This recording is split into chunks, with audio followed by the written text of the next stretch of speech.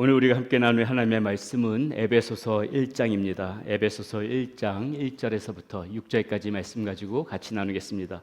우리 모두 함께 자리에 일어나셔서 저하고 여러분들이 돌아가면서 한 절씩 교독하도록 하겠습니다. 제가 먼저 읽습니다. 하나님의 뜻으로 말미암아 그리스도 예수의 사도된 바울은 에베소에 있는 성도들과 그리스도 예수 안에 있는 신실한 자들에게 편지하노니 우리 아버지와 주 예수 그리스도로부터 은혜와 평강이 너에게 있을지어다. 찬송하리로다. 하나님 곧 우리 주 예수 그리스도의 아버지께서 그리스도 안에서 하늘에 속한 모든 신령한 복을 우리에게 주시되 창세전에 그리스도 안에서 우리를 택하사 우리를 사랑 안에서 그 앞에 거룩하고 흠이 없게 하시려고 그 기쁘신 뜻대로 우리를 예정하사 예수 그리스도로 말미암아 자기의 아들들이 되게 하셨으니 이는 그가 사랑하는 자 안에서 우리에게 거저 주시는 바 그의 은혜의 영광의 찬송하게 하려는 것이라. 아멘. 예, 그냥 자리에 앉지 마시고요. 우리 앞뒤 사람 바라보면서 다시 한번 반갑게 앞뒤 사람 바라보면서 인사 한번 나누도록 하겠습니다. 잘 오셨습니다. 예배관장 오신 분들 환영합니다. 네, 우리 새로 오신 우리 분들 악수 한번 나눠주시고요. 예, 반갑습니다. 환영합니다. 네, 반갑습니다. 네, 잘 오셨습니다. 예, 자리에 앉으시겠습니다. 기도하겠습니다. 살아계신 아버지 하나님 감사합니다. 하나님, 오늘도 우리가 말씀 가운데서 주님께서 우리의 심령 가운데 들려주시는 그 말씀을 붙잡고 우리가 얼마나 하나님 앞에 소중한 존재인지 깨닫고 하나님 앞에 나가는 그런 삶의 모습 될 수 있기를 소원합니다. 아버지 하나님께서 크신 은혜와 성령의 충만함으로 이 시간 우리의 마음 가운데 역사하여 주시옵소서. 하나님 앞에 올려드린 예물 주의 영광 위하여 쓰임받는 예물이 되어지게 하여 주시고 우리 사랑하는 성도님들 삶과 가정 가운데 하나님께서 베풀어 주시는 크신 은총과 아버지 하나님께서 베풀어 주시는 삶의 복된 것들이 모두 하나님 열매 맺게 하여 주시옵소서. 예수님의 이름으로 감사하며 기도드렸습니다. 아멘. 예, 오늘부터 에베소서의 말씀을 가지고 말씀을 어디까지 나눌지 모르겠지만 계속해서 에베소서 말씀을 가지고 한번 나눠보도록 하겠습니다. 이 에베소서는 이 빌립보서, 골로새서, 빌레몬서와 같이 바울이 이 감옥에 있었을 적에 편지를 보낸 것이 바로 이 에베소서인데요. 가장 바울의 그 편지 중에서 영적인 그러한 저술이라고 할 만큼 교리적인 이 내용들을 완벽하고 논리적으로 그렇게 잘 전개하고 있는 서신으로 알려져 있습니다. 특별히 이 그리스도의 몸인 이 교회가 어떻게 태동되어졌고 이 교회가 어떻게 발전되어져 갔는가를 이 에베소서는 잘 기록해 주고 있습니다. 이러한 주제를 이끌어감에 있어서 바울은 이 죄로 인하여서 이 뒤틀어진 이 지금의 이 세상의 모습, 이 부조화와 그리고 분열은 오직 그리스도 안에서만 궁극적으로 회복되어질 수 있다는 그 진리를 이 서신 가운데서 펼쳐나갑니다. 그러므로 앞으로 우리가 이 에베소서를 나누면서 느끼게 되겠지만은 우리의 관심은 자연스럽게 하나님의 자녀들이 이러한 세상 가운데에서 이 분열이 가득한 세상에서 어떻게 살아가야만 하는가에 대한 그런 문제에 우리가 초점이 맞춰질 것이라고 봅니다. 그 점에 있어서 우리는 먼저 두 가지를 반드시 경계하고 넘어가야 되는데요. 하나는 무엇인가? 아예 세상의 모든 것 이렇게 다 잘못됐으니까는 나는 오직 그냥 이 세상 신경 안 쓰고 천국 가는 날만을 바라보면서 그것만 기다리면서 살아가겠다. 그런 현실, 부정적인 삶을 우리는 살아가면서 경계해야 하는 것이고, 또 다른 하나는 반대로 나는 이제 이미 예수님을 믿고 구원받았으니까 아무렇게나 살아도 된다, 상관없다라고 생각하며 세상과 섞여서 이런 죄악의 낙을 누리며 사는 현실 안주적인 삶도 경계해야 됩니다. 현실에 부정해서도 안 되겠지만은 이 현실 가운데서 편안하게 안주하면서 살아가는 것도 경계해야 된다, 이 말씀이죠. 에베소서는 그러한 점에서 우리들에게 굉장히 도전해 주는 그러한 말씀이 되어질 것입니다. 또한 앞으로 에베소서 말씀을 나눌 때 제가 이 교리적인 부분도 함께 설명을 하면서 설교해야 하기 때문에 다른 때보다는 조금은 좀 딱딱하고 어렵게 들릴 수 있을 것입니다. 그러므로 저는 가급적이면 최대한 쉬운 표현을 사용하려고 할 것이고 또 어떻게든 쉽게 설명을 드리려고 애쓸 것입니다. 아마 제가 에베소서의 설교를 준비하면서 그 부분이 아마 가장 어렵지 않을까 생각합니다. 부디 그냥 듣고 흘려보내는 것이 아니라 다른 때보다 좀 더 집중해서 이 에베소서의 깊은 내용이 저와 여러분들의 마음 가운데에 그렇게 새겨졌으면 좋겠습니다. 자, 본격적으로 이 에베소서 말씀을 나누기 전에 먼저 우리가 한 가지 알아야 할 것이 있습니다. 오늘 본문 1절에 보면은 바울은 자신의 이 편지를 받고 있는 사람들이 누구인지에 대해서 이렇게 말하고 있음을 보게 됩니다. 하나님의 뜻으로 말미암아 그리스도 예수의 사도된 바울은 에베소에 있는 성도들과 그리스도 예수 안에 있는 신실한 자들에게 편지하노니. 자, 우리는 이 편지를 에베소서라고 부르고 또 오늘 이 1절의 말씀에도 에베소에 있는 성도들에게 편지를 한다고 하니까는 마치 바울이 이 에베소 교인들에게만 이 편지를 국한해서 그렇게 국한시켜서 보내는 것으로 오해할 수가 있습니다. 그러나 이 권위 있는 헬라 사본을 보게 되면은 오늘 지금 이 본문 우리 한글 성경에 번역되어져 있는 이 에베소에 있는이라는 이 말이 생략되어져 있음을 보게 됩니다. 따라서 이 서신을 에베소 교회의 상황에만 제한해서 보는 것은 잘못된 것이고 에베소 교회를 포함하여서 그 인근 주변에 있던 모든 소아시아 교회의 교인들을 위하여서 회람 서신, 곧 돌려보면서 좀 봐라 하는 그런 서신으로 보내졌다고 이해하시는 것이 이 에베소서를 잘 이해하고 있는 것입니다. 그 말인즉슨 이 편지는 곧 우리 자신을 위한 편지이기도 하다는 것이죠. 우리에게 주시는 말씀이기도 하다는 것입니다. 자, 그럼 오늘 함께 나눌 말씀을 보도록 하겠는데 먼저 1절과 2절은 바울의 인사로 이렇게 시작합니다. 여기서 바울은 자신을 뭐라고 말하고 있냐면은 그리스도 예수의 사도된 바울이다 이렇게 소개하고 있습니다. 그동안에도 바울의 서신을 나눌 때마다 제가 여러 번 말씀드린 기억이 있지만 바울은 사람들에게 이 자신의 사도성에 대해서 항상 의심을 받아왔습니다. 예수님이 12제자가 아니라는 이유 때문에 그랬지요. 그렇게 바울은 항상 어디에 가든지 간에 자신을 소개할 때마다 자신이 하나님의 뜻 가운데서 예수 그리스도를 만났고 사도의 부르심을 받은 자라는 것을 항상 강조해서 말씀을 해왔습니다. 자, 이렇게 인사를 마치고 본격적으로 바울은 이제 자신이 전하고자 하는 말씀을 시작합니다. 그리고 이후에 펼쳐지는 이 3절부터 14절까지의 말씀은 비록 오늘 제가 6절까지 말씀밖에 안 읽었지만은 다음 주에도 계속 나눌 것이기 때문에 이후에 펼쳐지는 이 3절부터 14절까지 말씀을 보게 되면은 성경 원문에서 보면은 쉬지 않고 한 문장으로 계속해서 이어져 있음을 보게 됩니다. 바울은 이 3절부터 14절까지 한숨에 달려가는데 마치 감격에 차서 기쁨을 억누르지 못해서 마치 사자울을 토해내듯이 바울이 쉬지 않고 하나님을 찬양하고 있는 것을 이 말씀 가운데서 보게 됩니다. 아니, 바울이 무엇 때문에 지금 이렇게 감격하면서 이렇게 이 편지를 한달음에 달려가면서 쉬지도 않고 쓰고 있을까요? 무엇 때문에 숨도 돌리지 않고 인사를 끝내자마자 급하다는 듯이 이렇게 긴 문장으로 하나님의 영광을 적어내려가고 있을까요? 그 이유가 3절의 말씀에서부터 바로 이렇게 나타나지게 됩니다. 우리 한번 함께 읽어보겠습니다. 찬송하리로다. 하나님 곧 우리 주 예수 그리스도의 아버지께서 그리스도 안에서 하늘에 속한 모든 신령한 복을 우리에게 주시되. 바울이 감격한 이유가 지금 여기에 있다는 것입니다.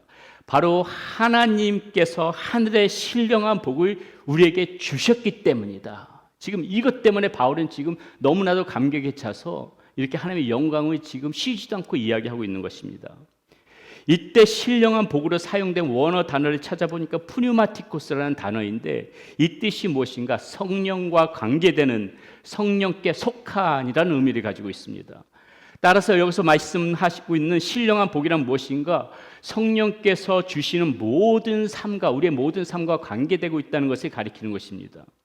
우리는 주로 복받았다고 하면 무엇을 생각합니까? 그저 세상의 부귀 영화를 누리는 복, 건강해서 장수하는 복, 자녀들이 잘 되는 복, 이런 것들이 복으로 여기는 그러한 경우가 있습니다.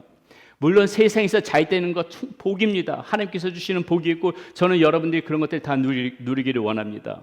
이 땅에서 살아가면서 누릴 수 있는 복이기 때문에 그것도 굉장히 중요한 복이지만 그러나 여러분 우리가 분명히 알 수 있는 것은 무엇입니까? 그것은 영원한 복이 되어질 수는 없다는 것이죠. 그런 영원한 복이 아닌 것을 가지고 여기서 말하는 신령한 복이라고 그렇게 말씀하실 리는 없지요.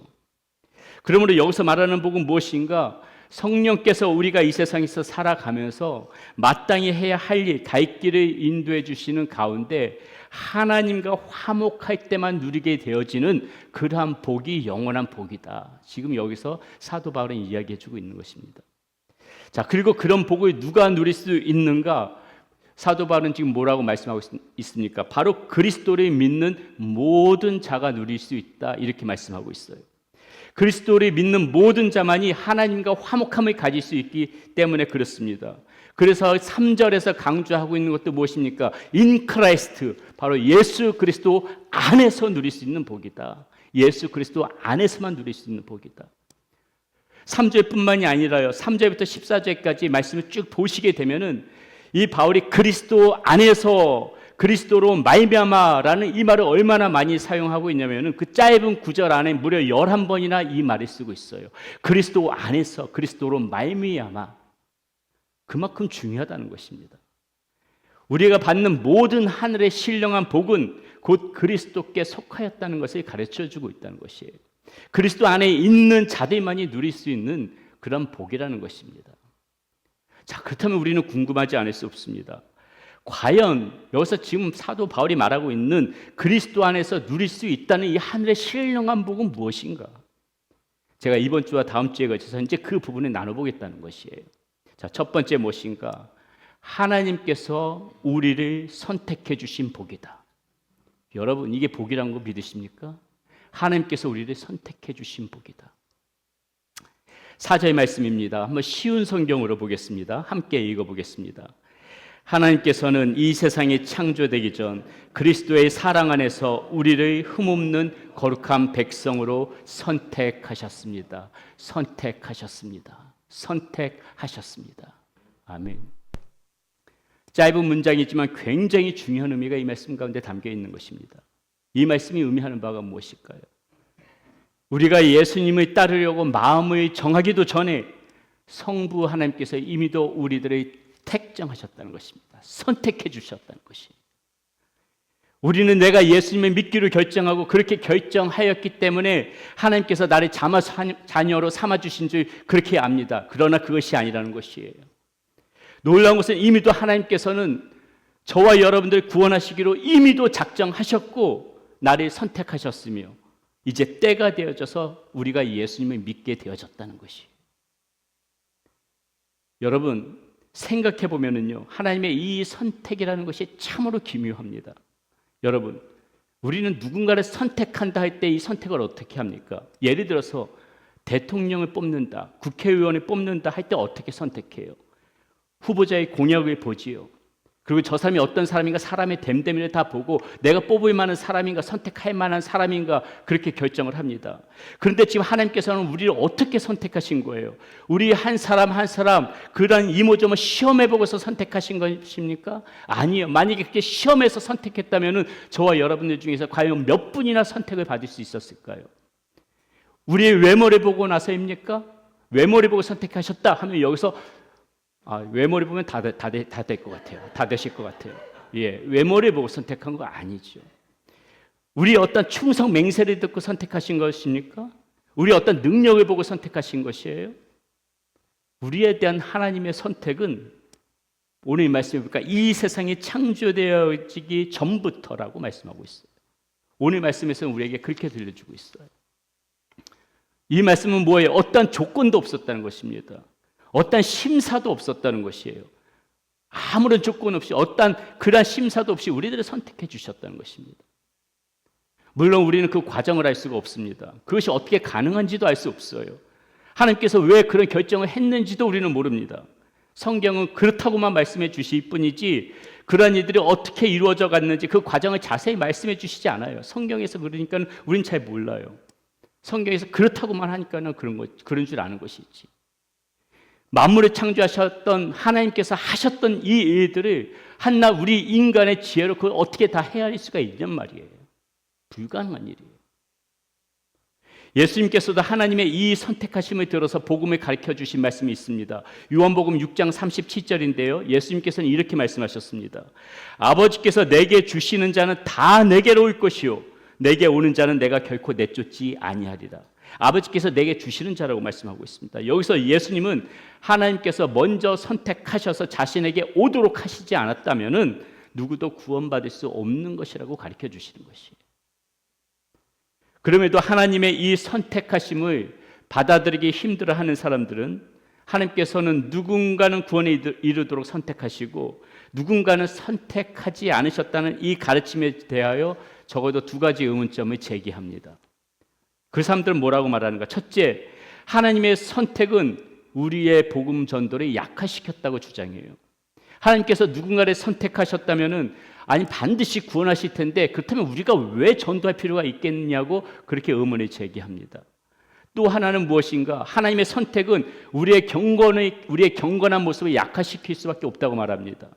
이미 선택받고 우리가 구원받기로 하나님께서 작정하셨다면은 우리 아무렇게나 살아도 되는 거 아니냐? 굳이 경건하고 그렇게 신실한 모습으로 애쓰면서 살아갈 필요가 뭐가 있겠느냐고 그렇게 의문을 제기합니다. 어떻습니까, 여러분? 여러분도 이런 의문 들지요? 저도 그런 의문이 있죠. 그런데 여러분, 이 바울이 주의 깊게 설명한 이 말씀을 살펴보면은 우리는 이러한 의문에 대하여서 답변을 하나씩 찾을 수 있습니다. 첫 번째, 하나님의 선택은 복음 전도의 중요성을 전혀 약화시키지 않는다는 것이에요. 왜냐하면 하나님께서 그 그리스도 안에서 우리를 택하셨다 이 말씀에는 우리가 복음을 듣고 그리스도인이 되는 그 모든 과정을 다 포함하고 있기 때문에 그래요. 쉽게 말해서 우리가 내가 선택을 받았지만은 우리는 내가 선택받은 사람이라는 것을 모르고 살아갑니다. 그런데 누군가가 나에게 와서 복음을 전해줘요. 그리고 그 복음을 듣고 나는 그 복음을 듣고 예수 그리스도를 믿고 어느새 우리가 있어야 할 그 자리를 찾아가게 되는 것이에요. 그런 의미로 본다면은 우리가 이 복음을 전해야 하는 이유는 분명합니다. 하나님께서 우리들을 통하여서 이미도 선택하신 자들에게 다 다가가게 하려고 한다는 그런 확신을 가지고 우리는 복음을 전해야 하는 것이에요. 복음을 우리가 하나님께서 선택하셨지만 나는 선택받은 백성이다 이 사실을 모르고 살아가는 우리들에게 우리는 복음을 듣고 알게 되어져서 오늘 이 자리에 있다는 것이기 때문에 우리는 또 누군가에게 하나님이 선택했지만 그것을 모르고 살아가는 세상 사람 그 누군가에게 우리가 복음을 전할 때 그 사람도 하나님의 자녀로서 돌아오게 되는 것이고 이 모든 과정들이 하나님께서 선택하셨다는 그 틀 안에 있다는 것입니다. 이런 차원에서 예수님께서 바울이 고린도에서 복음을 전할 때 밤에 환상 중에 나타나 이렇게 말씀하신 부분이 나옵니다. 밤에 주께서 환상 가운데 바울에게 말씀하시되 두려워하지 말며 침묵하지 말고 말하라. 내가 너와 함께 있으며 어떤 사람도 너를 대적하여 해롭게 할 자가 없을 것이니 이는 이 성중에 내 백성이 많음이라 하시더라. 이 성중에 하나님의 백성들이 많은데 이들이 지금 복음을 듣지 못해서 자신이 선택받았다는 사실을 모르고 살아가고 있다고 지금 말씀하고 있는 것이에요. 그러니까 말하라는 거예요. 말을 해서 알려주라는 거예요. 네가 선택받은 백성이라는 것을 깨달을 수 있도록 말해주라는 거예요. 우리의 역할이 그거라는 것이에요. 그리고 우리는 그 복음 전도를 통해서 선택받은 백성을 찾아내는 즐거운 특권을 누릴 수 있게 되어지는 것입니다. 다음으로 하나님의 선택은 우리의 경건을 절대로 약화시키지 않습니다. 그 이유가 바로 우리가 읽었던 이 4절 5절 말씀 가운데 나와 있습니다. 말씀 보겠습니다. 곧 창세전에 그리스도 안에서 우리를 택하사 우리로 사랑 안에서 그 앞에 거룩하고 흠이 없게 하시려고 그 기쁘신 뜻대로 우리를 예정하사. 무슨 말씀입니까? 우리의 경건함을 약화시키기는커녕 예수님처럼 우리도 거룩하고 흠없는 삶을 살게 하시려고 선택하셨다는 거예요. 다시 말씀드려서 이미 하나님의 이 계획 속에는 우리를 선택할 때 이 계획 속에는 무엇이 담겨져 있느냐? 그냥 우리를 구원하신 것뿐만이 아니라 우리의 변화된 모습까지도 다 계획하시고 선택하셨다는 거예요. 조금 더 풀어서 말씀드리자면 이렇습니다. 하나님은 우리를 선택하실 때 그냥 이 사람은 그냥 천국만 보내면 된다라고 생각하지 않으셨다는 거예요. 오히려 이렇게 생각하신 거예요. 이 사람은 내 자녀답게 예수 그리스도를 닮은 사람으로 내가 만들어 가야 되겠다. 이게 하나님의 계획 속에 다 포함되어 있다는 거예요. 그렇게 그 계획을 담고서 선택하셨다는 거예요. 하나님께서는 이미도 그런 계획을 가지시고 우리를 선택하신 것입니다. 그래서 거룩하고 흠이 없게라는 말은 처음부터 그렇게 완벽한 사람으로 태어나는 것이 아니라 예수님을 닮아가는 방향으로 계속해서 변화되어지는 그런 삶을 말씀해 주고 계신 것이에요. 예를 들면 혈기를 부리던 사람이 온유하고 부드러운 사람으로 변화되어져 간다는 거예요. 하나님의 계획 속에서 선택받은 사람들은 그렇게 변화되어져 갈 수밖에 없다는 거예요. 쉽게 누군가를 미워하며 멀리하던 사람이 점점 품이 넓은 사람으로 변화되어져 갈 수 있다는 것입니다. 자기 중심적인 사람이, 자기 중심적으로 살던 사람이 다른 사람을 배려하는 사람이 되어져 갈 수 있다는 것이에요. 죄에 무감각하던 사람이 언행이 깨끗해지더라는 것입니다. 하나님께 선택받은 사람은 이렇게 변화가 있을 수밖에 없다고 지금 말씀해 주시는 것이죠. 여기서 중요한 것은 우리의 변화는 하나님의 이 계획된 것이 안에 있기 때문에 하나님께서 너 스스로 변화되라 이렇게 말씀하지 않았어요. 우리의 변화를 도와주실 분이 계십니다. 그분이 누구시라고요? 바로 성령님이세요. 성령님께서 그렇게 우리가 변화되어져 갈 수 있도록 이끌어 주시는 역할을 해 주시는 것이에요.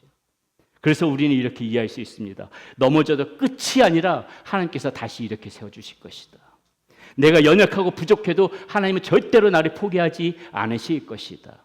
하나님께서는 시간을 두고 계속해서 나를 다듬어가 주실 것이다. 이게 하나님의 계획 속에 포함되어 있는 것입니다.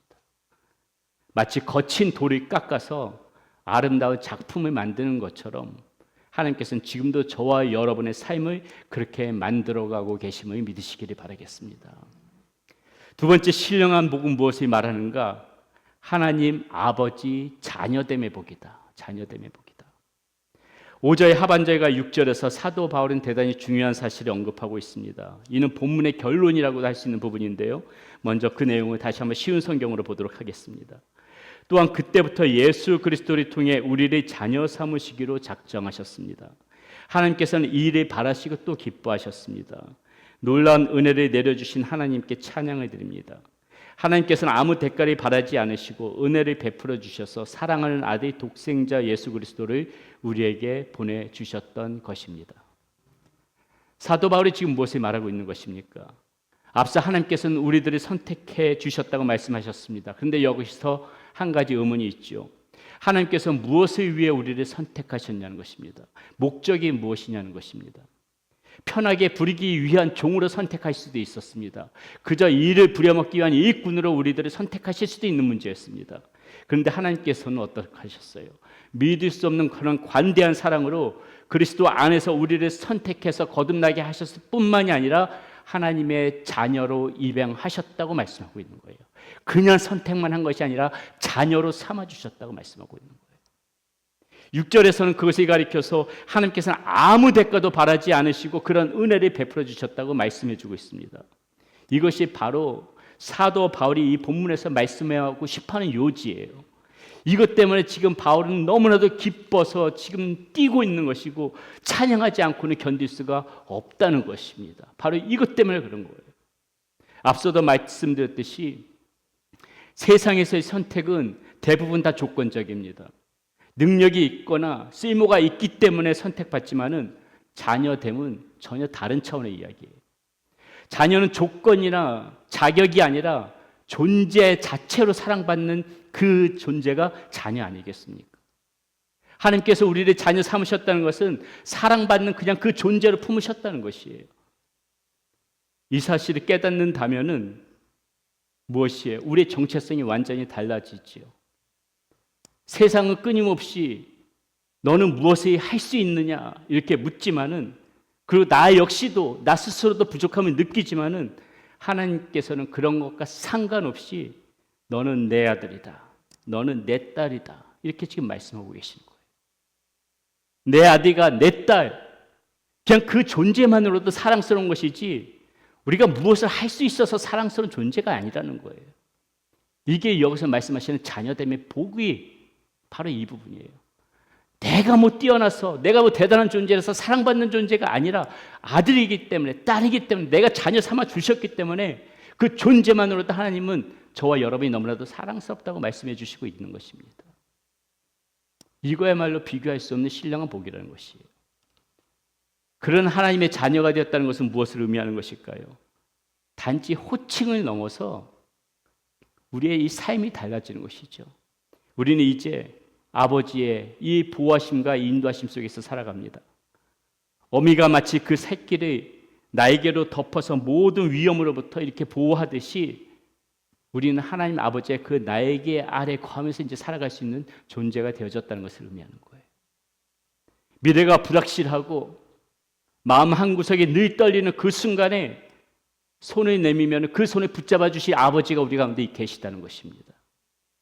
아니, 좀 더 정확하게 말씀드리자면은 이미도 하나님 아버지는 나를 붙잡고 계시고 있는데 우리가 그걸 잘 모르고 있을 때가 많다는 것이, 당신의 자녀이기 때문에 그런 것입니다. 이 말씀 한번 또 드려야 되겠네요. 제가 미국에 처음 와서 한 1년쯤 되어졌을 적에 꿈에 그리던 그 미국 서부 여행 로드트립을 하였습니다. 그 당시에는 구글맵도 없고 그냥 조그만 가민인가요? 내비게이션 하나 믿고 의지해서 겁도 없이 그 길들을 여러 길들을 다녔어요. 한 번은 네바다주 쪽에서 다음 목적지를 설정하고 길을 떠났습니다. 타주로 넘어가는 장거리 여행이었어요.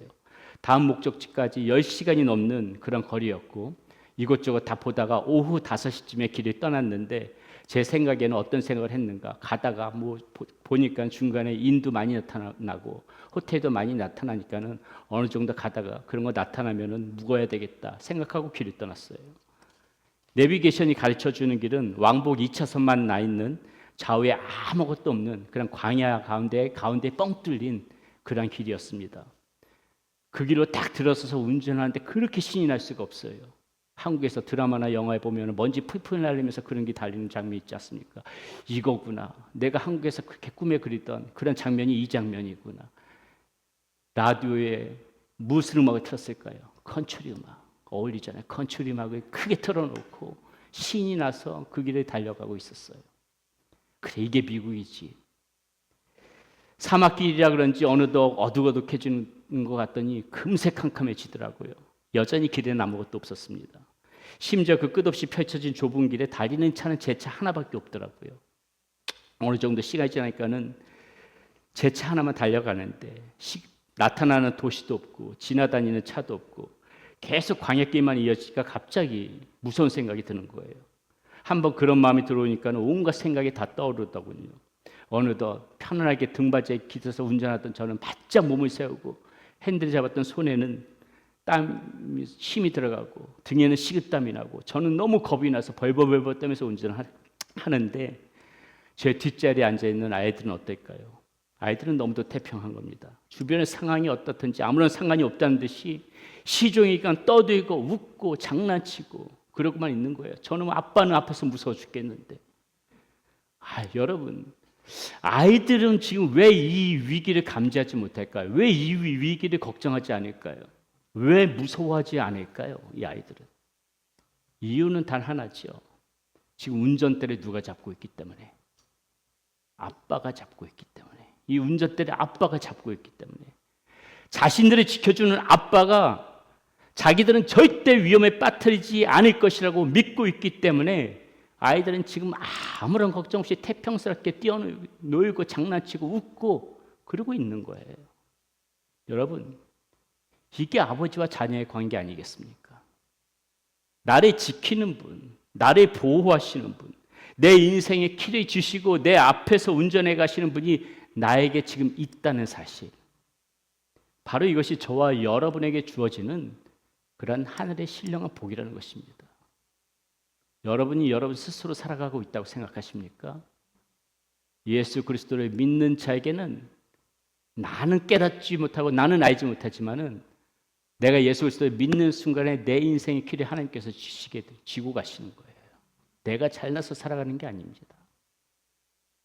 우리는 혼자가 아니라는 거예요. 우리에게는 언제나 나를 지키고 보호해 주시는 아버지가 계시는 거예요. 또한 자녀가 되어졌다는 것은 마음껏 눈치 보지 않고 하나님께 달려갈 수 있는 것을 의미하지요. 체면 차릴 필요 없습니다. 어떤 자녀가 부모 앞에서 체면 차립니까? 꾸밀 필요도 없습니다. 조심할 필요도 없어요. 조금 예의가 없어도 괜찮아요. 그냥 편하게 아무 때나 아버지하고 부르고 달려가기만 하면 되는 것입니다. 그렇게 다가온 자녀를 아버지가 물리치던가요? 부모가 물리치던가요? 아니죠. 항상 품어주시죠. 우리가 무엇 때문에 왔는지 아시기 때문에 그렇습니다. 하나님은 우리가 지금 어떤 것 때문에 두려워하는지, 무엇 때문에 떨고 있는지, 그래서 무서워서 눈물 흘리며 아파하면서 달려오는 그 마음은 누구보다도 잘 알고 계시는 거예요. 네가 지금 무엇 때문에 무서워하는구나. 네가 무엇 때문에 힘들어하는구나. 우리가 속으로 삼키는 한숨, 남몰래 흘릴 수밖에 없던 조용한 눈물, 그런 거 다 아시고 우리들 품에 안아주시면서 다독거려 주시는 분이 아버지시라는 거예요. 언제든지 자녀들이 달려올 수 있도록 우리 하나님 아버지께서는 졸지도 주무시지도 않고 그렇게 24시간 항상 저와 여러분들 지켜보시면서 보호해 주시고 계시다는 것입니다. 사랑하는 여러분, 우리가 이렇게 하나님 앞에 특별한 존재라는 것 제발 여러분 알고 살아가시기 바라겠습니다. 우리는 그저 있으나 마나 한 사람이 아니고 수많은 사람 중에 그저 그런 한 명이 아니고 하나님께 너무나도 소중한 존재가 바로 저와 여러분인 것이에요. 사람들은 명품을 좋아합니다. 그러나 여러분 기억하세요. 저와 여러분은 명품을 넘어서 하나님의 작품이라는 것을 기억하세요. 메이드 인 프랑스? 메이드 인 이태리? 우리 이러면서 그 명품이라고 하는데 여러분 기억하세요. 우리는 메이드 인 무엇이요? 갓. 메이드 인 갓. 하나님의 작품. 하나님께서 만드신 작품. 그리고 그 하나님께서 수많은 사람 중에 별로 특별하지도 않고 잘나지도 않은 우리를 선택하셨고 저와 여러분들 자녀 삼아 주셨다는 것을 반드시 기억하시기 바라겠습니다. 나를 선택하여 주시고 나를 자녀 삼아 주신 그 하나님의 은혜를 다시 한번 우리 마음에 새기면서 감사함으로 이번 한 주도 살아가시는 여러분들이 되시기를 축원드리겠습니다.